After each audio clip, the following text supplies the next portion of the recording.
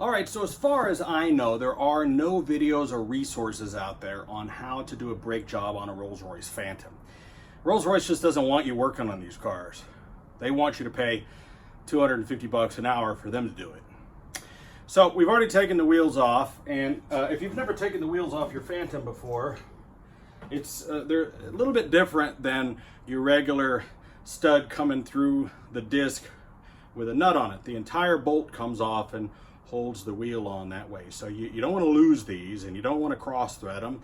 And it might be a good idea, if your car's kind of old or if you think you're going to mess them up, to grab an extra set of these.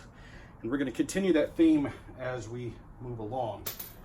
Let me make sure I have all the stuff. Okay, so really, you're going to have a hard time finding people to help you work on your Phantom. As soon as you tell people you have a Rolls Royce Phantom, they're going, "Oh, I don't work on those. Oh, those are fancy European stuff. I can't touch those."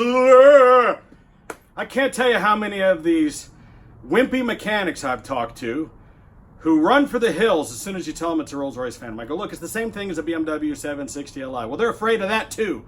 Look, a nut is a nut and a bolt's a bolt. Okay? These people are the same people that work at AutoZone that want your VIN number to look up an air freshener.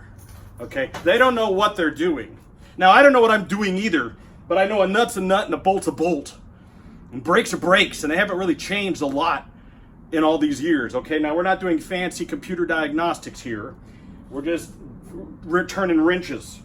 And there's a couple of things that you're going to want to prepare before you even start on this process. First of all, these cars use a brake sensor, and the sensor detects, it has like basically it just has a little piece of metal that's attached to a thing, and if you grind through the pad enough that this thing touches, it tells the car that your brakes are bad. And by the time the sensor goes off and comes up on the dash, well, now you got to reset it with a computer and you have to replace these. But luckily these aren't expensive. They're like, I don't know, 39, 40 bucks a piece. Now on the very early models, there was only one on the back and one on the front. And then on the later models, they had one on each wheel. It depends on which model you have. You really need to research that. And really when you're looking for the parts, it'll tell you that. The rotor itself, which by the way are pretty expensive. I mean, listen, they're expensive because they're Rolls Royce. I mean, I think they're somewhere in the neighborhood of about 300 bucks a piece, but it's a Rolls Royce and it's a fancy BMW, and that's just the deal.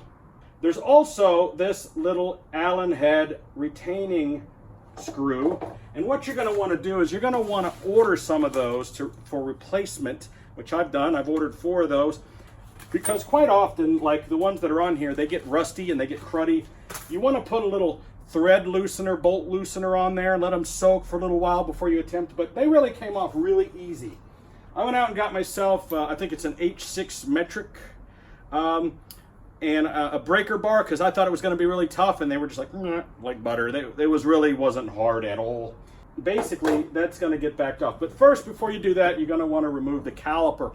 And basically, brake calipers on just about every car pretty much the same. I mean, you have a couple of little retainers that hold on the pads, and then you have a couple of bolts that hold the thing on. Don't forget that you're dealing with that little sensor thing that I told you about.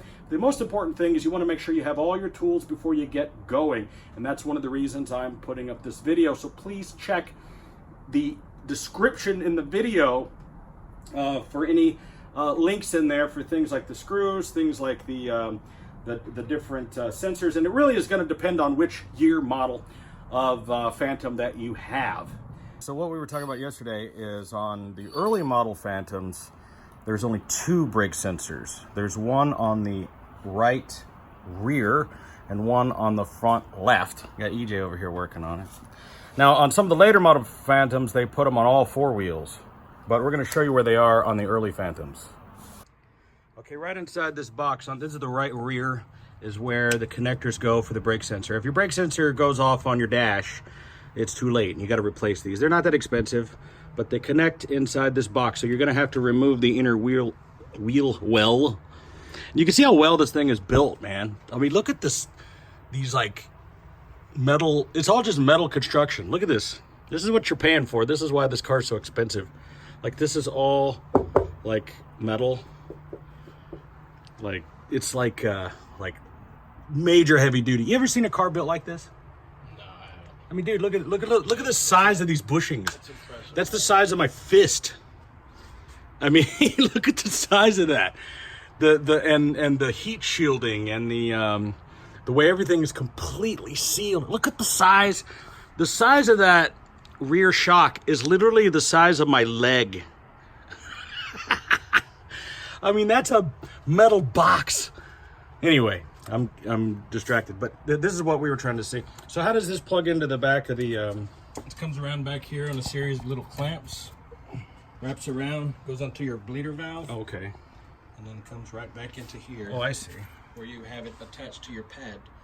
Once it starts making contact, then it trips your sensor and it tells you that your pads are worn. And once the sensor goes off, well, then you have to have a computer to reset it. So you'll have to take it to a BMW or Rolls Royce place or buy proper machine to do it.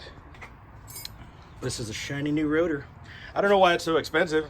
It's pretty nice, but none of that had to be done. Just take this right here off, pull your caliper out, and your caliper bracket. This comes right off. Oh, that's all that's holding it on? Yeah. I thought that you had to remove this. No. That's for the entire hub. Yeah. No, all you do is take this out right here. You take your oh, because you know what it is. Ah, see, here's the deal.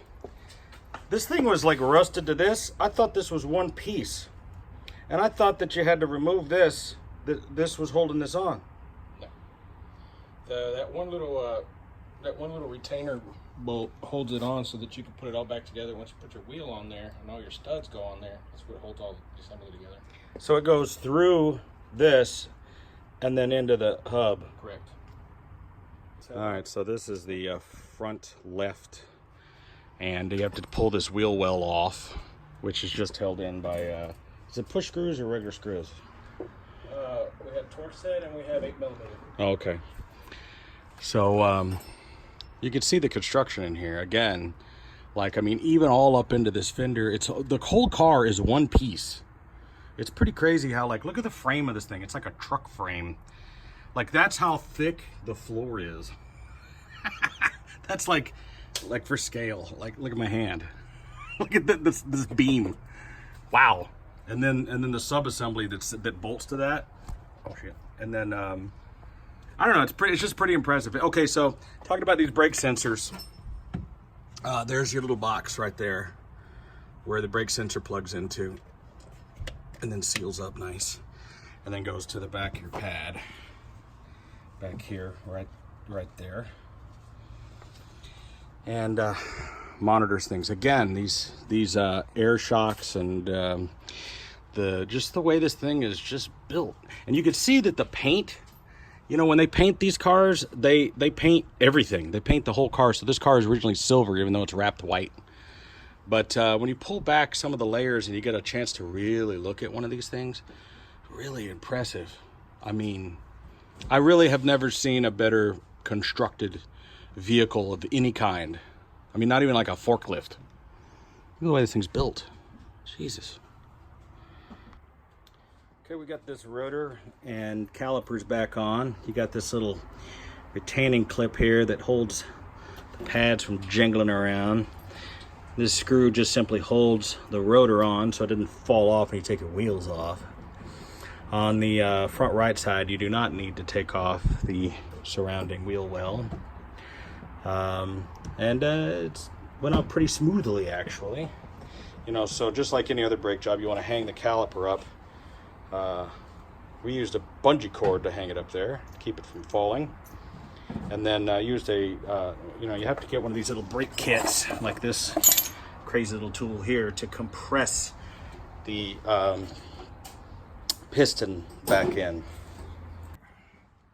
So we're gonna get this wheel well all put back together and pretty, and it is a hot, sticky day. React to the bullets. Oh, it do look shiny. So there we have, just to recap, this is the brake sensor, and goes up behind there. You can see where the oversized wheels that we're removing were rubbing on the wheel wells. We've got the correct size wheels now, so that won't happen Yeah, so these are 21-inch wheels with the proper size Goodyear run flat tires. I think the car is going to sit better. It's going to ride better. This is going to be a much better experience all the way around.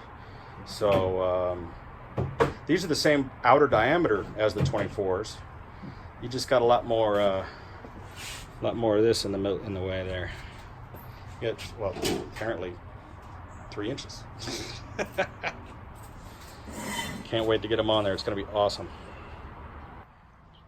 Well, there we are. We got the 21-inch wheels on there with the new brakes. Man, that looks pretty. Looks pretty. Let's check out the other side. Oh, yeah. Come on now. That looks fine. Fine job there.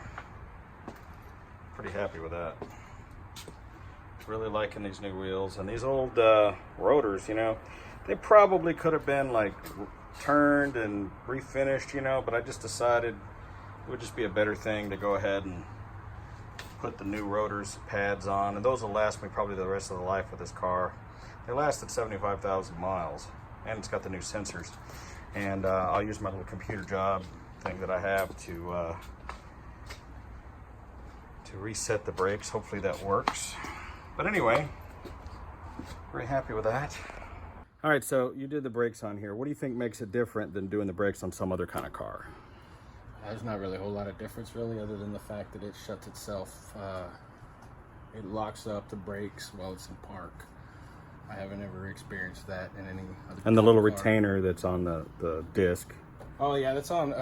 But the bolts go, instead of having studs coming out of the rotor, you got the bolts that go all the way through the wheel and into the... That's a European thing. Friggin' Europeans. Common BMW.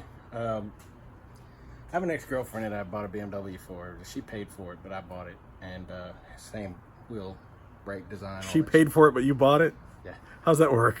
I had a cosign. Well, we still have a lot more to do on this car. You know, I was teasing that there was something going on with the alternator earlier. So there are 2 alternators on this car, an upper one and a lower one, 180 amp liquid cooled alternators.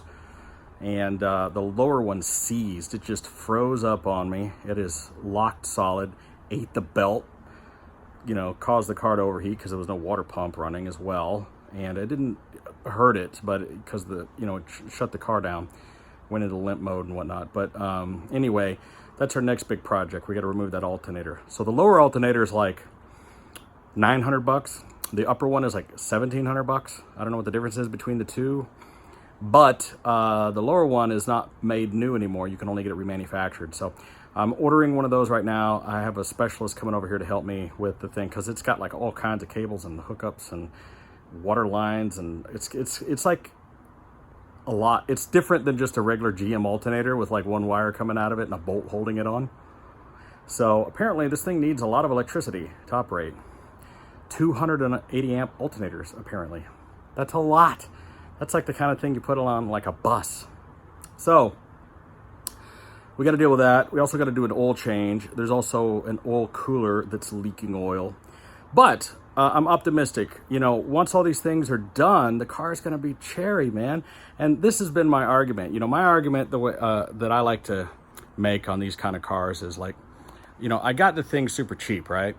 So I got it for like 65 grand. Now, if I'd have paid 85 grand for a much better car that had the half-life of all the stuff with lower miles, then you'd have a car that's going to need the same stuff, but maybe just a little bit, you know, longer. You might take you a year to do it. So the 20 grand I saved buying this one this cheap, I'm going to have a new water pump, a new alternator, new belts, new hoses, new brakes, rotors, pads, all these kind of things, and then I'm going to end up with a much nicer car in the long run. Once all these things are done, I think it's going to be pretty trouble-free, and I'm going to get to enjoy this car with all new accessories on it and all those great things. It's going to be a lot of fun.